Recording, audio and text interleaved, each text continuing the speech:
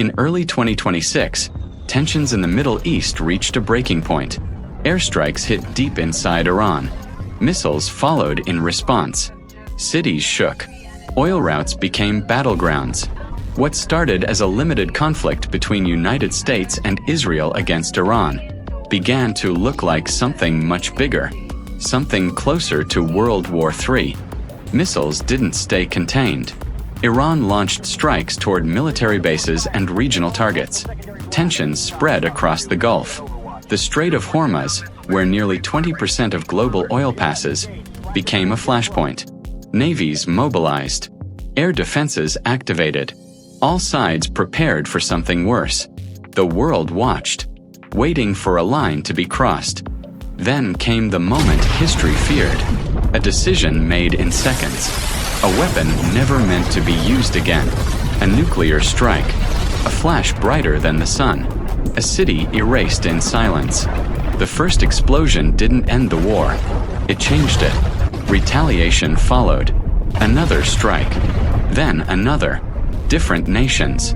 Different targets. The rules of war collapsed instantly.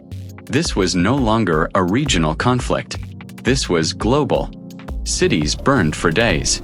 Entire regions turned into firestorms.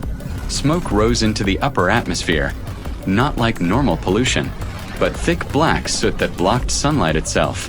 Billions of tons of ash climbed into the sky and stayed there. Weeks later, the temperature began to fall. Sunlight dimmed. Days looked like permanent evening. Scientists had warned about this for decades. Now it was happening.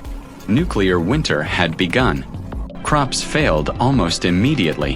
Wheat fields died before reaching harvest. Rice paddies turned cold and lifeless. Global food supply chains collapsed. Even countries untouched by bombs began starving. Because in nuclear winter, no one escapes. Oil prices surged. Trade routes collapsed. Governments lost control. Even before nuclear escalation, the war had already shaken global markets and energy supplies. Now, with sunlight blocked and temperatures falling, the crisis became planetary. The bombs stopped, but the real war began. Not between nations, between people. For food, for heat, for survival.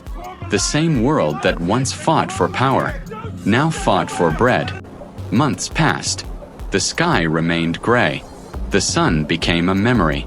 Children born after the war had never seen a clear blue sky. Only ash. Only cold. Humanity had built weapons powerful enough to end wars instantly. But no one calculated what came after. The explosions lasted seconds. The consequences lasted decades. World War III wasn't defined by who won. It was defined by what was lost. The sky, the warmth, the food, and the future humanity thought it controlled.